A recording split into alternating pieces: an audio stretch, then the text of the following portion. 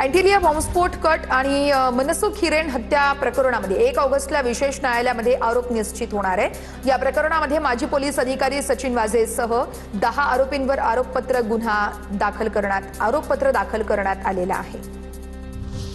बाबा सिद्दीकी हत्या प्रकरणामध्ये मुंबई पोलिसांना विशेष मकोका कोर्टाने फटकारलंय। कोर्टाने फटकारल्यानंतर पोलिसांकडून अनमोल बिश्नोई विरोधात प्रोडक्शन वॉरंट जारी।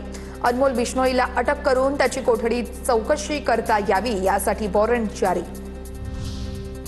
नागपूर शहरासह वेगळी डीपीसी तयार होणार। मंत्री बावनकुळे वेगळ्या डीपीसीसाठी सकारात्मक आहेत। शहरी भागातील विकास कामांसाठी वेगळे डीपीसी तयार करण्याची मागणी आहे। जनगणनेनंतर शहरासाठीची वेगळी डीपीसी अस्तित्वात येणार आहे। जनता दरबारात नागरिकांना अधिकारी भेटत नसल्याच्या तक्रारी आहेत आणि तक्रारीनंतर चंद्रशेखर बावनकुळेंचे अधिकाऱ्यांना स्पष्ट निर्देश आहेत। कार्यालयामध्ये 3 ते 5 या वेळेमध्ये सर्वसामान्यांना भेटण्यासाठी राखीव ठेवावी। दुपारी 3 ते 5 नागरिक भेटीची वेळ सर्व कार्यालयांमध्ये सूचना फलक अनिवार्य करण्यात आलेला आहे। धाराशिवच्या भूममध्ये एफडीएच्या कारवाईनंतर दूध संकलनात मोठी घट झाली आहे। मधुबन ट्रेडिंग कंपनीवरती धाडं टाकल्यानंतर दूध संकलनात घट झाली आहे। कारवाईमध्ये आधी दररोज 2,10,000 लिटर दूध संकलन होत होतं।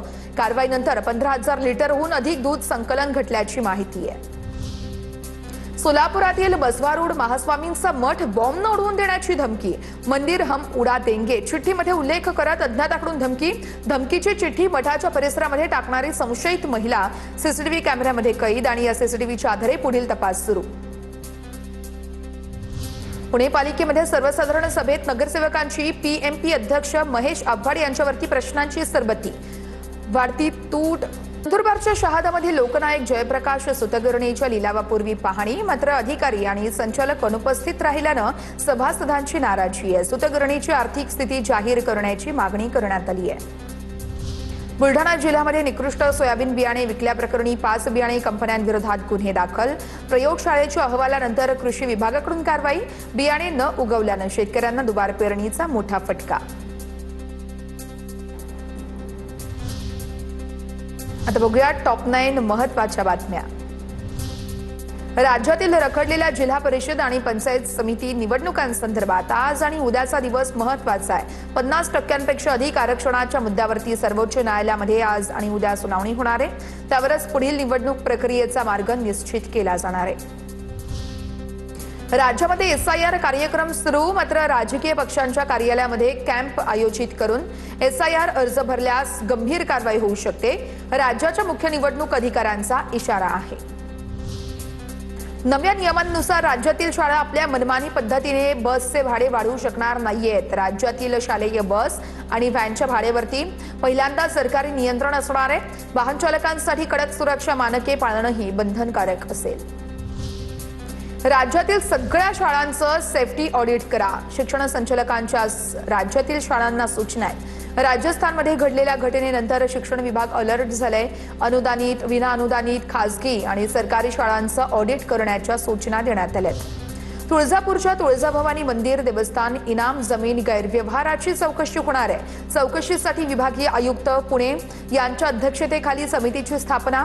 राज्य सरकारचा निर्णय आहे। महिनाभराच्या आतमध्ये समिती अहवाल सादर करणार आहे।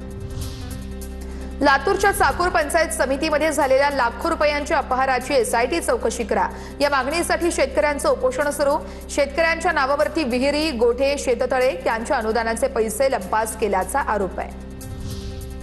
राज्य सरकारकडून खासगी विद्यापीठांच्या नव्या मान्यता प्रक्रियेला तात्पुरती स्थगिती आहे। विद्यार्थी पालकांच्या तक्रारींची दखल घेत शुल्क, शिक्षक भरती आणि नियमभंगाच्या मुद्द्यांवरती सर्वंकष तपासणी केली जाणार आहे।